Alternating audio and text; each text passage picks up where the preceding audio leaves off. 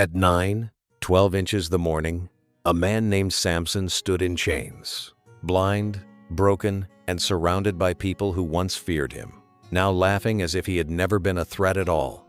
And the most unsettling part wasn't how far he had fallen, it was how quickly it all happened. Because Samson wasn't defeated in battle, he wasn't overpowered, and he wasn't outnumbered. He was betrayed by someone he trusted, someone he let close. And as you listen to this story unfold, you begin to realize something even more disturbing. His downfall didn't begin in that moment. It started long before, with small decisions that felt harmless at the time, decisions that slowly built into something he could no longer control. Before we dive deeper, let us know in the comments where you're watching from. We'd love to hear from you.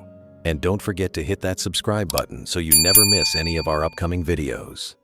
Samson's story began with promise, the kind that made people believe he was destined for something greater. From a young age, there was something different about him. A quiet strength that didn't need to be proven because it showed itself naturally. And as he grew older, that strength became undeniable. People talked about him, not just because of what he could do, but because of how easily he did it, as if the limits that applied to everyone else simply didn't exist for him. And over time, that belief didn't just live in the minds of others.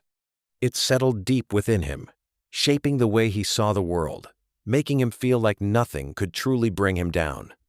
Then he met Delilah, a woman who didn't try to impress him, didn't seem intimidated by him, and that alone made her different from anyone else he had known.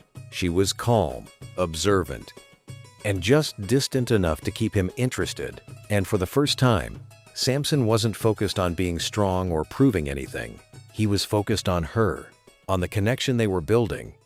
And that's what made it dangerous, because trust came easily, and with that trust came vulnerability, something he had never truly experienced before.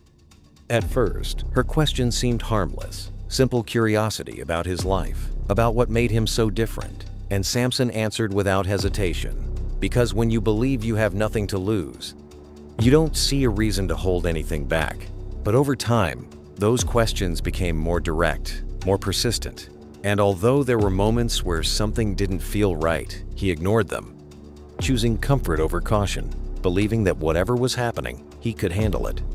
And then, in a moment that felt no different from any other, he told her the truth, the one thing he had never fully shared with anyone, believing it would bring them closer, not realizing that in doing so, he was giving away the very thing that protected him. And once that truth was out, everything changed. Not slowly, not gradually, but all at once. The strength he had always relied on was gone. And for the first time in his life, Samson was powerless. What followed was swift and unforgiving.